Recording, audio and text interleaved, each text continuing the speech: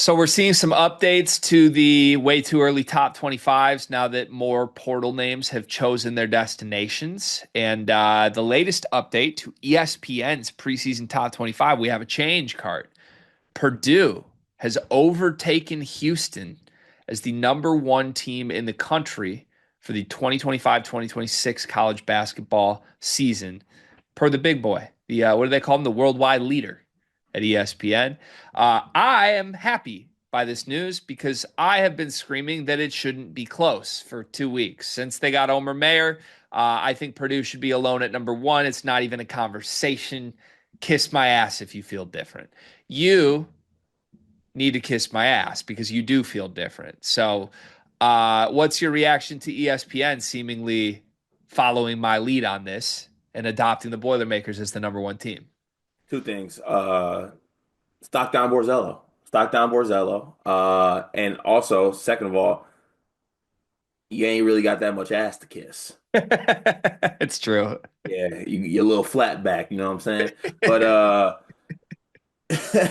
look, I think given what Purdue has done, It's crazy, man. it is crazy, but this is a crazy program. It's also Friday. Not all of us are shaped like Cardi B, dog. It's wild. That's insane given Cardi B's, street antics that you would put that on me. I'm a father, okay? But I mean, you know me, I'm classic. Like I've changed my number one team every week.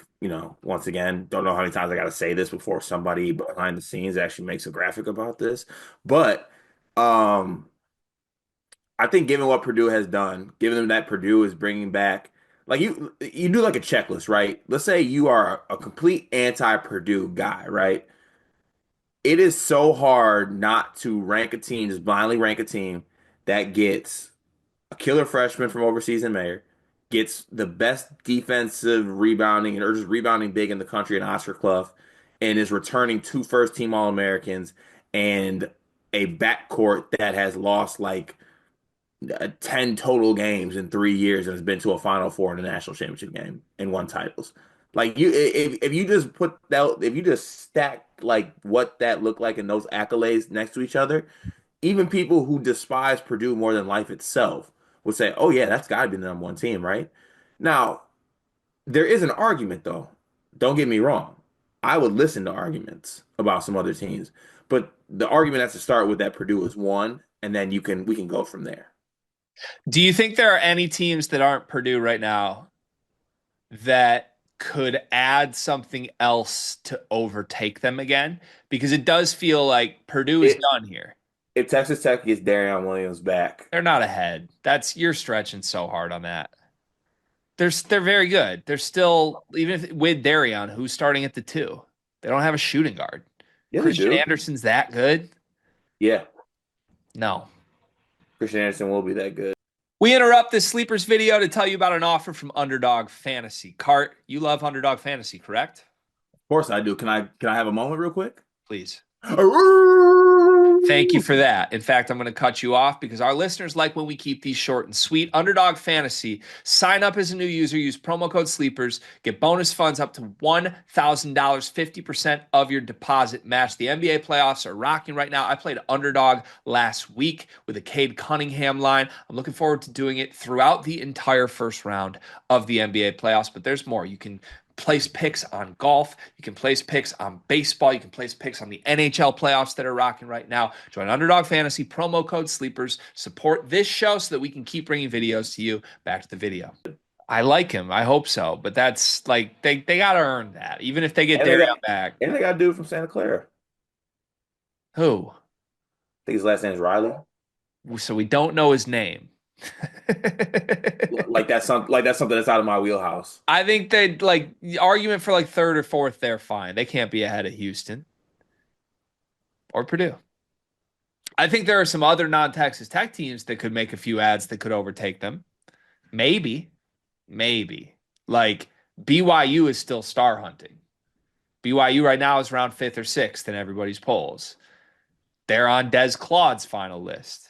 They are rumored to be pursuing Darion Williams. If that team ends up Rob Wright, DeBanza, Richie Saunders, You got the ESPN thing up right now? I do not. Should I? Okay.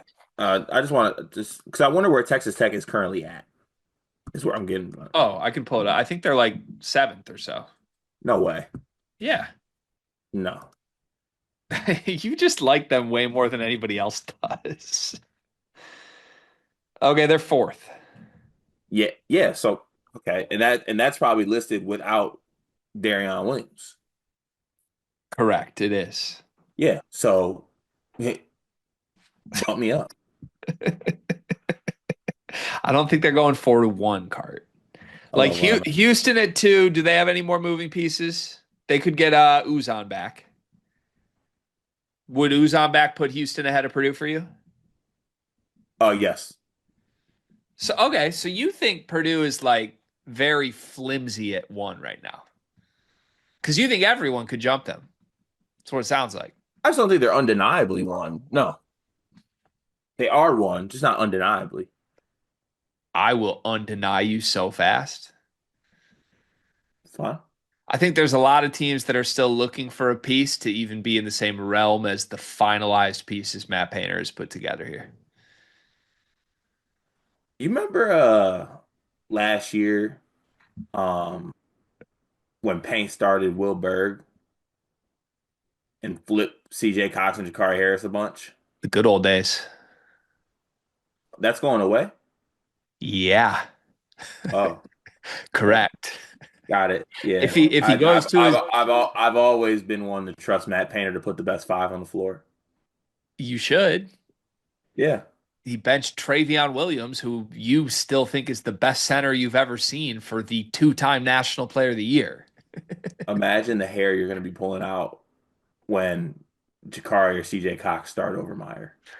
I'm just glad you think I have hair.